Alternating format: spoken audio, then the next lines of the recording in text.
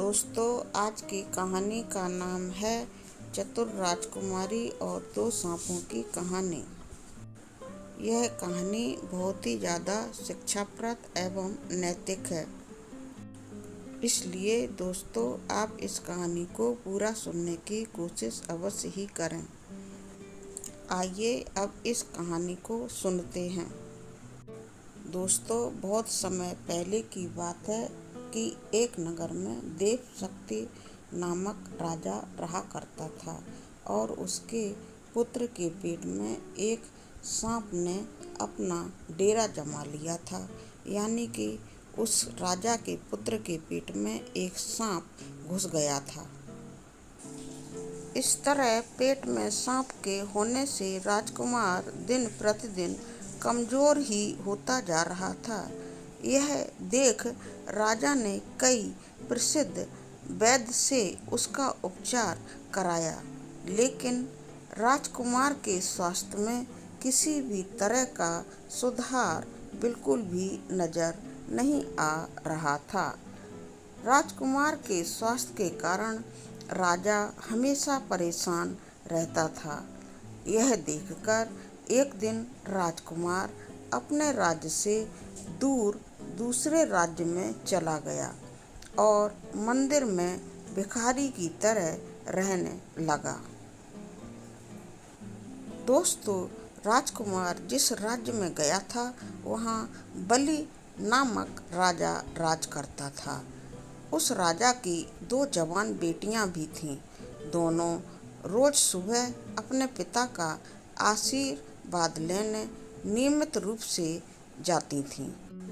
दोस्तों, एक सुबह राजा की दोनों बेटियां उसको प्रणाम करने के लिए और आशीर्वाद लेने के लिए आईं। राजा की उन दोनों बेटियों में से एक बेटी ने राजा को प्रणाम करते हुए राजा से कहा, महाराज की जय हो। आपकी कृपा से ही संसार में सब सुखी हैं। लेकिन दोस्तों, राजा की दूसरी बेटी ने राजा से कहा, महाराज, ईश्वर आपको आपके कर्मों का फल दे। यह सुनकर राजा अपनी उस बेटी से बहुत ज़्यादा क्रोधित हो जाता है और मंत्रियों को फौरन ही आदेश देता है, मेरे राज्य के सारे मंत्रियों, तुम लोग ध्यान से सुन लो कि तुम लोग कटु शब्द बोलने वाली इस लड़की की शादी जल्दी से जल्दी एक गरीब लड़के से करवा दो, ताकि ये अपने कर्मों का फल स्वयं चख सके। दोस्तों, राजा के आदेश के चलते मंत्री मंदिर के पास बैठे उस भिखारी से ही उस लड़की की शादी करवा देते हैं। वह भिखारी वही राजकुमार था जिसके पेट में सांप ने डेरा बना रखा था। अब दोस्तों, राजकुमारी भी क्या करती। भारतीय परंपरा के अनुसार उस राजकुमारी ने उस लड़के को ही अपना पति मान लिया और भिखारी के रूप में अपने पति को स्वीकार करने के बाद उसकी ही सेवा करने लगी। कुछ समय उस मंदिर पर रहने के बाद वह राजकुमारी और उसका पति वह भिखारी उस मंदिर को छोड़कर कहीं दूसरे देश की यात्रा पर चले गए, क्योंकि दोनों मंदिर में रहना सही नहीं समझते थे। दोस्तों, दूर देश के रास्ते का सफ़र करते हुए राजकुमार बहुत ज़्यादा थक जाता है और रास्ते में ही खड़े हुए एक पेड़ के नीचे आराम करने लगता है। राजकुमारी पास के ही गांव से भोजन लाने के लिए चली जाती है। जब राजकुमारी भोजन लेकर वापस आ रही होती है तो वह अपने पति को सोते हुए देखती है। लेकिन यह क्या दोस्तों, राजकुमारी अपने सोए हुए पति के मुख से एक सांप को निकलते देखती है और बहुत हैरान हो जाती है। उसकी सारी सूझबूझ ही खो जाती है। ऐसे हालातों में होने पर भी उसी समय राजकुमारी पास में ही खड़े हुए एक पेड़ के नीचे बने बिल से भी एक सांप निकलता हुआ देखती है।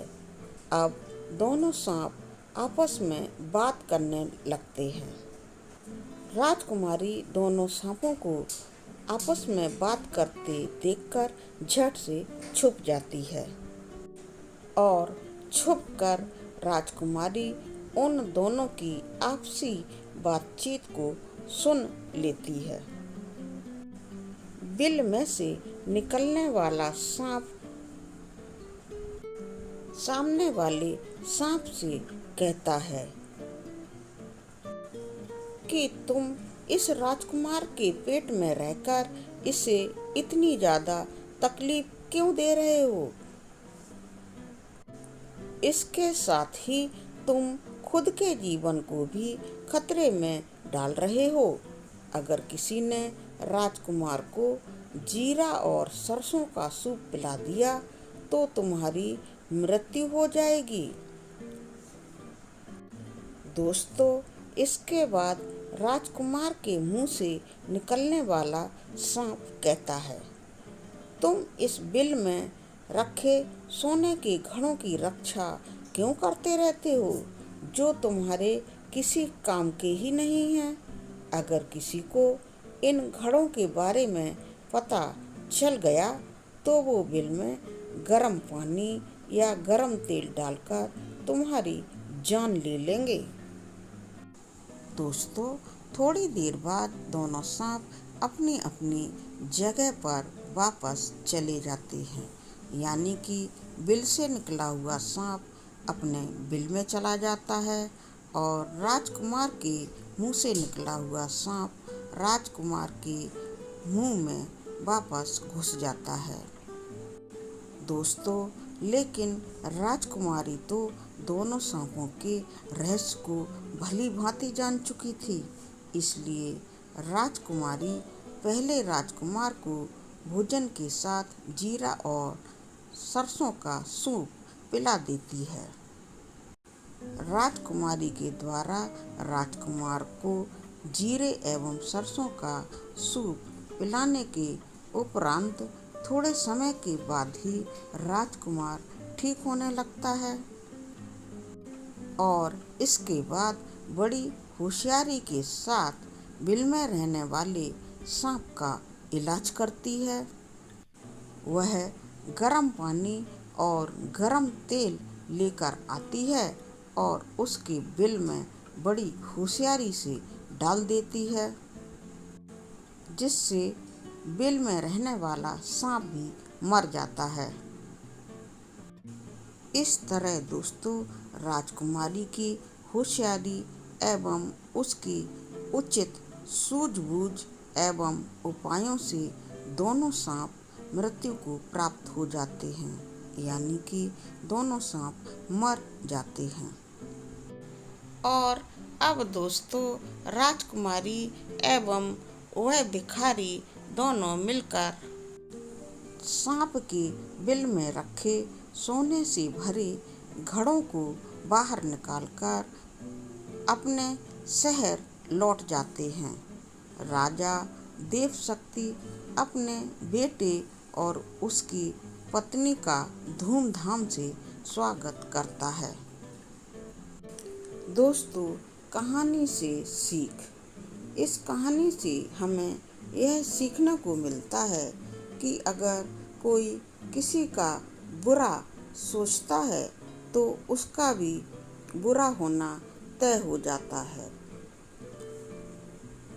सांप ने राजकुमार का बुरा सोचा तो उल्टा उसका ही बुरा हो गया। तो दोस्तों, चतुर राजकुमारी एवं दो सांपों की यह हिंदी कहानी आपको कैसी लगी, कमेंट करके हमें अवश्य ही बताएं। वीडियो को लाइक करें, शेयर करें एवं चैनल को सब्सक्राइब करके हमें सपोर्ट करने की कोशिश अवश्य ही करें। पूरा वीडियो देखने के लिए आपको बहुत बहुत धन्यवाद।